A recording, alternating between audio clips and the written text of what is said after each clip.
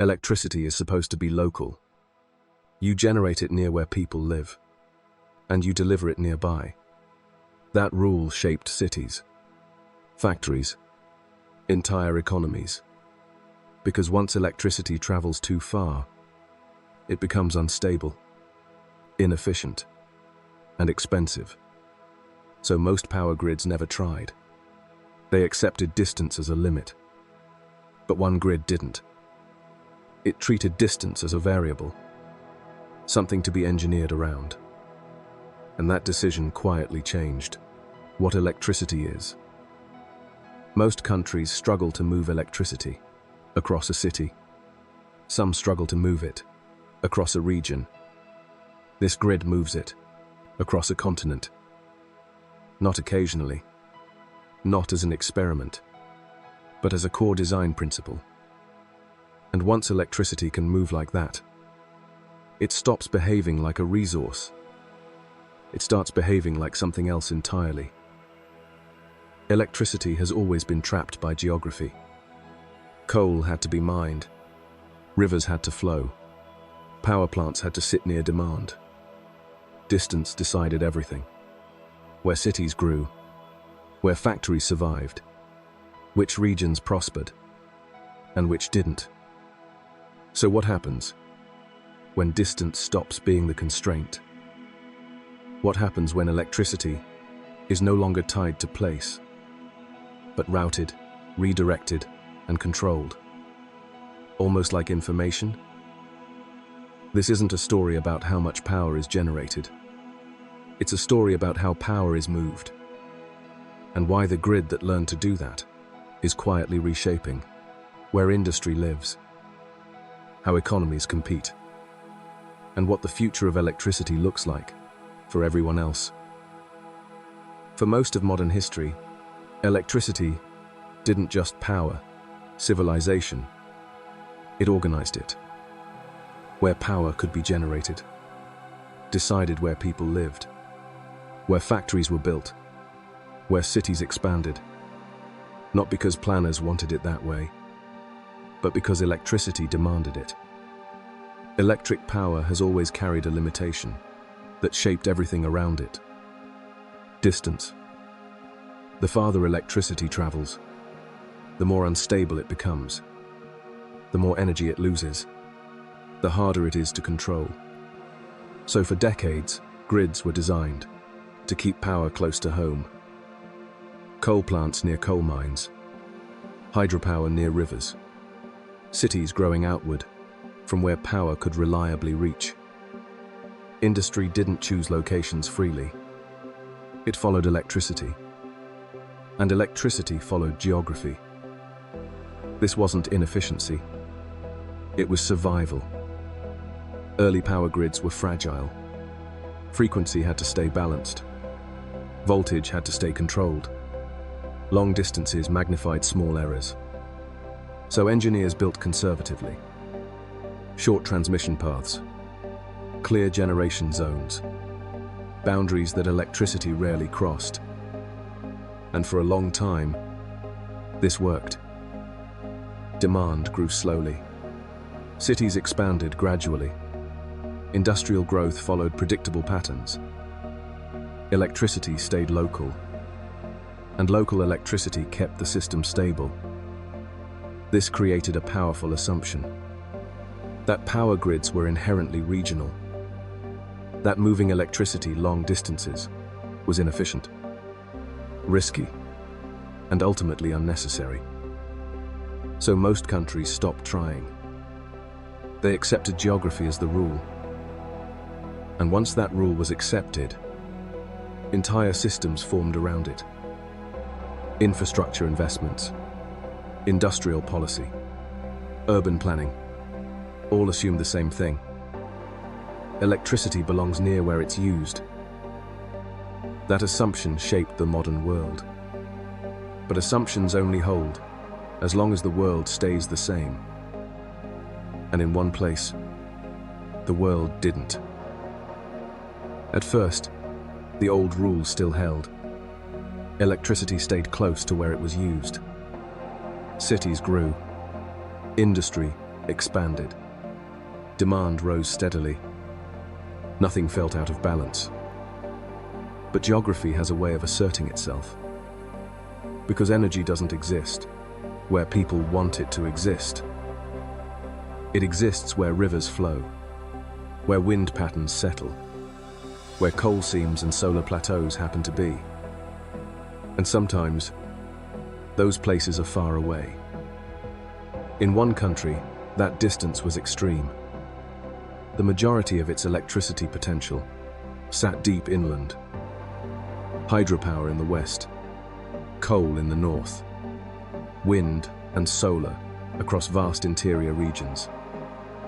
But its people, its cities, its factories were concentrated along the coast. This created a structural mismatch. Energy was abundant. Demand was exploding. But they lived thousands of kilometers apart. At first, the response was familiar. Build power plants closer to cities. Import fuel from elsewhere. Rely on regional grids. But each solution carried limits. Coastal land was scarce. Fuel imports added vulnerability. Regional grids hit capacity ceilings. The old fixes didn't scale. Meanwhile, demand wasn't slowing. Manufacturing surged. Urbanization accelerated. Entire regions electrified faster than planners had predicted. Electricity wasn't just growing, it was centralizing. And centralization magnified the problem. Because every kilometer between energy and demand became a constraint. Every bottleneck carried risk. And every regional boundary limited coordination. What worked at small scales started to fracture at continental ones. This wasn't a shortage problem. There was plenty of power. It wasn't a technology problem either. The tools already existed. It was something deeper. A systems problem. Electricity had become too important to stay regional. But the grid still behaved as if it were. And that contradiction forced a choice. For most power grids, one assumption went unquestioned. That generation mattered more than transmission. Build enough power plants, close enough to demand, and the grid would take care of itself. Transmission was treated as support, a background layer. Necessary, but secondary. That assumption shaped everything. Budgets prioritized generation. Planning focused on supply. Transmission expanded cautiously, only when absolutely required. Because transmission was expensive, politically difficult, and visible in ways power plants were not. So most grids accepted its limits. But in one system, that hierarchy flipped. Transmission wasn't treated as a constraint. It was treated as the primary problem to solve. Instead of asking, how do we bring power closer to people? The question became, how do we move power wherever it's needed, at scale? This was a subtle shift, but it changed everything. Because once transmission becomes primary, generation becomes flexible. Power no longer has to be local. It only has to be reachable. Most grids never made that leap. They optimized generation first and accepted whatever transmission allowed. This system reversed the order. It treated transmission as the backbone and generation as something that could be plugged in later. That reversal solved a problem most grids didn't know they had. Because electricity doesn't just need to exist. It needs to arrive at the right place, at the right time, with stability intact. Distance was never the real enemy. Inflexibility was. Once that became clear, The old rule stopped making sense. Electricity didn't have to stay near demand. It had to move without losing control. And that realization set the stage for something unprecedented. Because if you could solve transmission at scale, truly solve it, then electricity could stop behaving like a physical resource and start behaving like a rooted system. Not yet like data, but close enough that the old rules no longer applied. Once transmission became the priority, the question changed. Not, where should power be generated? But, how far can power travel before distance stops mattering? Traditionally, distance was the enemy. The farther electricity moved, the more energy was lost. Control weakened. Stability suffered. So grids stayed compact. Long-distance transmission was treated as an exception, not a foundation. This system rejected that logic. Instead of avoiding distance, it engineered around it. Voltage increased. Losses shrank. Control systems scaled up. Electricity could now move thousands of kilometers with predictable behavior. Not perfectly, but reliably enough to plan an entire economy around it. This is where the grid stopped behaving like a pipeline and started behaving like a network. In a pipeline system, distance is friction. But in a network, distance is just another routing problem. Once electricity could be routed, redirected, and balanced across vast regions, it stopped being tied to a single location. Power could be generated where it was cheapest, moved where it was needed, and stabilized by the grid itself, not by proximity. This is the moment electricity began behaving less like fuel and more like information. Information doesn't care where it's created. It cares about bandwidth, latency, control. This grid applied the same logic to power. Instead of minimizing distance, it minimized unpredictability. Instead of clustering generation, it distributed it. Instead of treating transmission as a supporting layer, it treated it as the system itself. That shift unlocked something unprecedented. Electricity was no longer constrained by where it was made. It could be pooled, redirected, and dispatched across an entire country with deliberate intent. Distance stopped deciding outcomes. Coordination did. And once electricity behaves like that, it changes what's possible.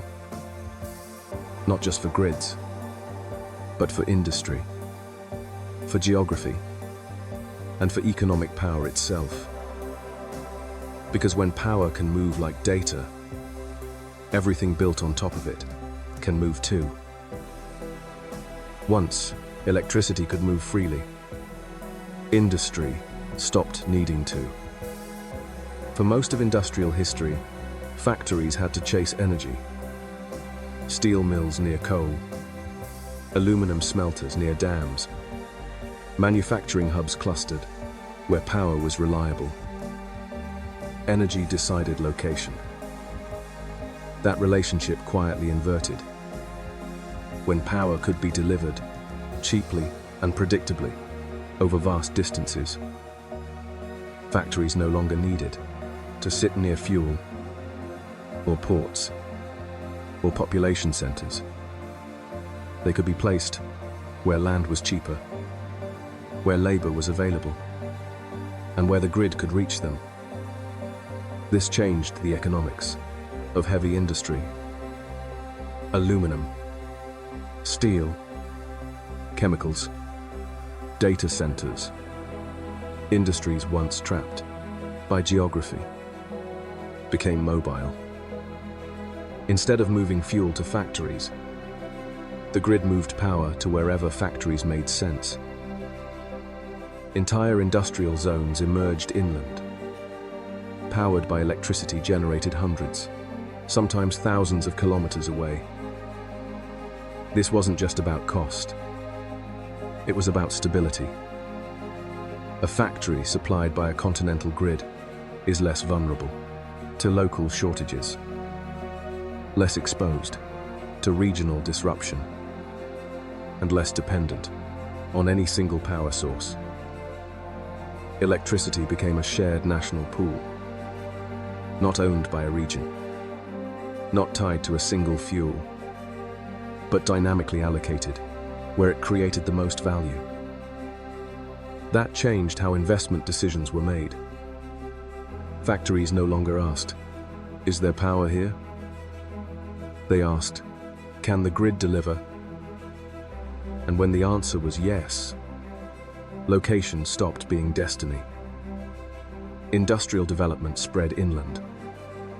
Supply chains rebalanced. Economic gravity shifted.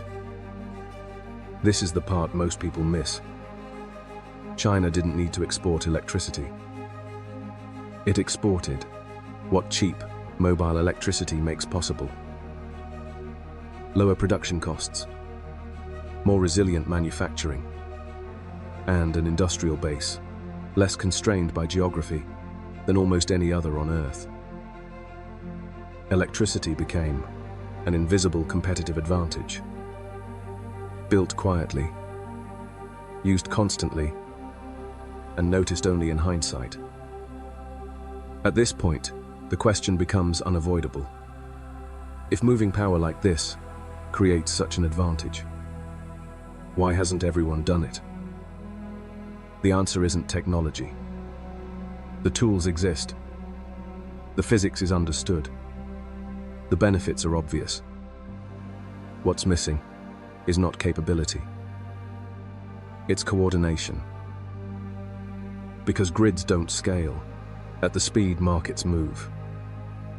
Transmission lines take years to approve, decades to fully integrate.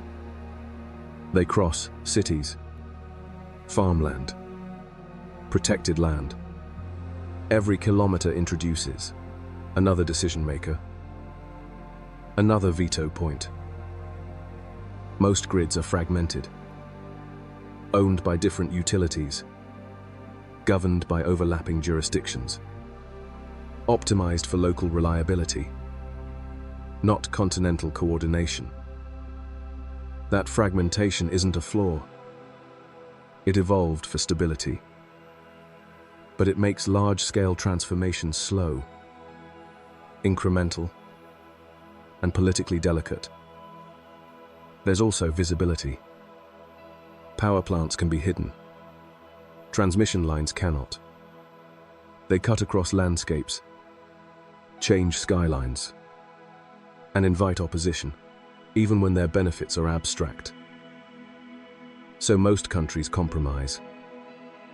They reinforce existing grids, add capacity where possible, and accept the limits of regional coordination. Not because they're unaware, but because the alternatives are slow, expensive, and difficult to sustain politically. This creates a widening gap. Some systems treat transmission as a national backbone. Others treat it as a local upgrade problem. Both approaches work until scale matters. And scale now matters more than ever. Electric demand is accelerating. Industrial competition is intensifying. And grids are being asked to do more, with less margin for error. So the difference isn't who wants to move power like data. It's who can align infrastructure, governance, and time horizons long enough to make it real. For most of modern history, electricity was treated like a commodity. You generated it, You delivered it. You consumed it. If demand rose, you built more supply. That model shaped everything we built on top of it. But once electricity can move, with precision, at scale, and under centralized control, it stops being just energy. It becomes coordination. Modern grids are no longer passive delivery systems. They monitor demand in real time, predict stress before it arrives, redirect flows to prevent instability. They don't just supply power, they manage behavior. When electricity behaves like that, the grid starts to resemble something else entirely. A nervous system. Signals travel across vast distances. Responses are coordinated instantly. And small changes in one place can trigger adjustments everywhere else. Stability no longer comes from excess capacity. It comes from awareness, from control. This is what China's grid quietly demonstrates. Not that electricity can be generated cheaply, but that it can be orchestrated, moved deliberately, allocated strategically, and used to reshape entire economic systems. The most important shift isn't technological, it's conceptual. Electricity is no longer just a utility. It's becoming infrastructure for decision-making. And that raises a different kind of question. Not how much power a country can generate, but how intelligently it can move it, control it, and adapt around it. Because in a world built on electrification, artificial intelligence, data centers, and automated systems, the winners won't just be those with the most energy. They'll be the ones whose grids think the fastest. Electricity used to follow geography. Now, geography follows electricity. And the grid that learned to move power like data offers a glimpse of where the rest of the world is heading, whether it's ready or not.